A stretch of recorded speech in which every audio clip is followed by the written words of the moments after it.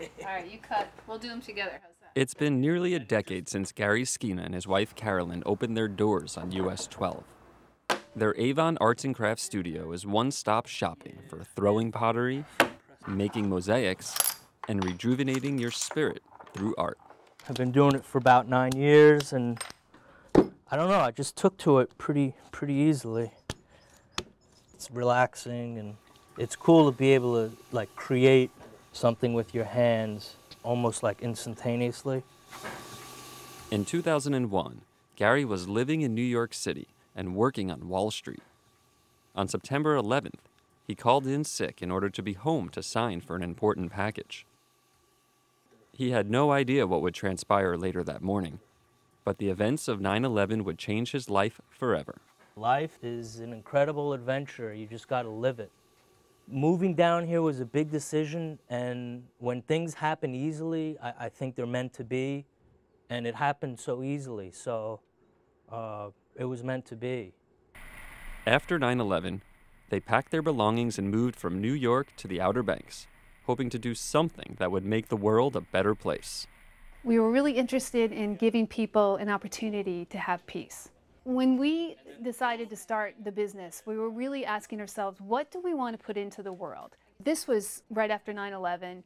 People were very focused on stress and how that affects our lives. People were making life changes, and we were thinking about how do we help support people having more quiet time or peace in their lives.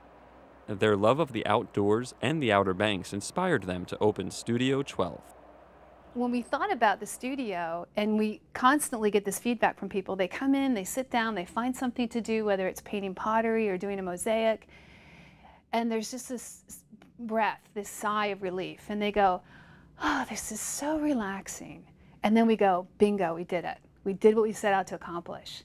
And then, of course, the second part is, well, then how do you make a living off that, And that's happening. It's taken us years of hard work, but we're finally seeing the results of that. In the fall of 2011, the Skeenas received a call asking if they would like to design an ornament that would represent North Carolina in a ceremony in Washington, D.C.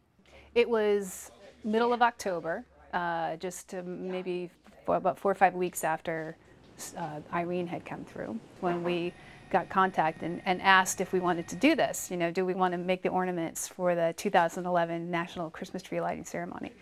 So I thought, well, yeah, that sounds great. We could do that.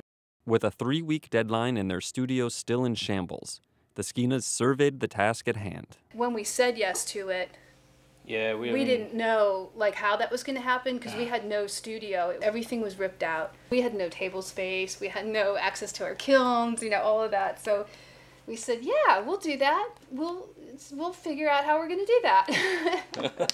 With help from teenagers at Locomotion, a Hatteras-based youth organization, Studio 12 designed, created, and shipped the ornaments to the nation's capital by mid-November. We wanted to have something that really represented sort of a slice. So when you looked at it, you said coastal North Carolina, and that's how we came up with the design. Obviously, the lighthouse had to be included, and we put sea oats in there, and they had to be blowing because the wind is such a prevalent part of our life here. And then I snuck in a little crab on the corner there too. When we first were asked to do the ornament, we were just thinking about getting together with the kids from Locomotion and how much fun that would be, and making these ornaments for the tree. And it really didn't occur until later when someone said, well, you're going to be selling them, right?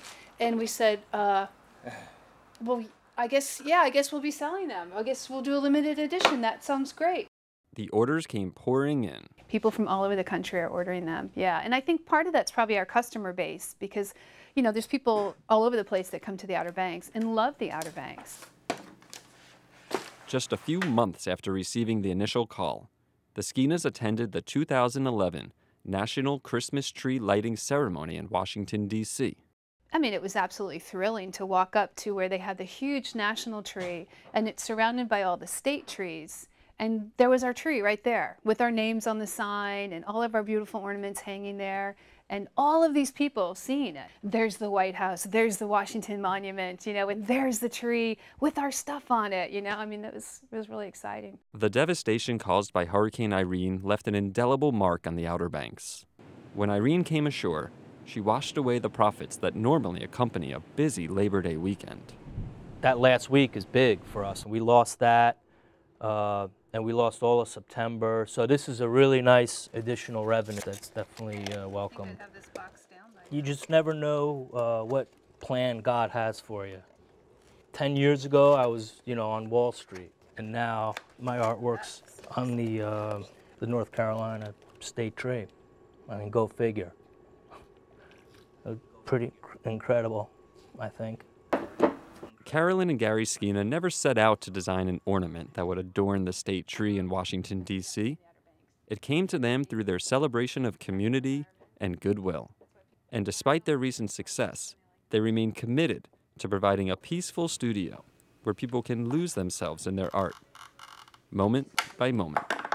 That original concept of wanting people to have a sense of relaxation and restore themselves, that happens on a daily basis, and it's wonderful because you see people come in with the whole family, It's like art therapy.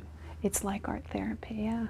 It's kind of like art therapy, yeah. But they don't know it. They think they're just coming in to make a beach souvenir. For more information about Studio 12, visit their website at studio12hatteras.com. You can also find them on Facebook.